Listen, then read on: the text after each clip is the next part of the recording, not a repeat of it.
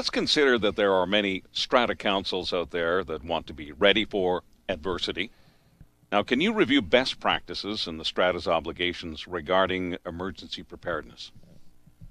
Oh, Dan? well, the last shake really woke people up, and much like the windstorm we had, what was that? It was back in August, and I think that lit up our phone lines more than this earthquake. But people really started to think about that, and it gives us cause to sort of revisit that too. There's so much.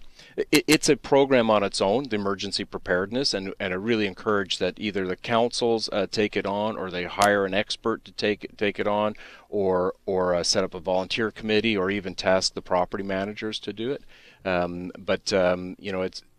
It's some of the things that you want to look at is assessing the potential risks that are there, like loose bookcases that are just propped up in the lobby. Do they need to be secured? What's going to happen when the power goes out? Does the generator kick on? What does it operate? You're going to have garage doors that are working, or they need to be manual opened. What happens to the elevators?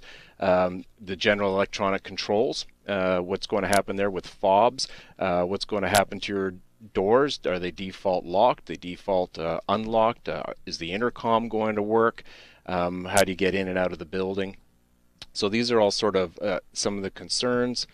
Electric light functions, the power goes out and we always get phone calls that the emergency lights aren't working. Well, most of them are battery packs. They're not intended to stay on for hours at a time, just long enough to get out of your unit. So excuse me.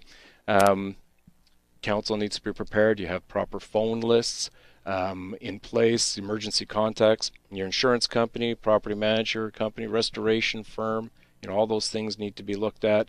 You need to organize volunteers, right? Who's going to maintain volunteering, right? the front doors, the parkade area. So, I mean, there's so much to consider. That really it's a program or job on its own, and we can help out our clients with that, or they take it on themselves. A commercial lease, you can require that, but under residential tenancy agreements, it's not required. We can know ahead of time that there's going to be a lot of water, going to be a lot of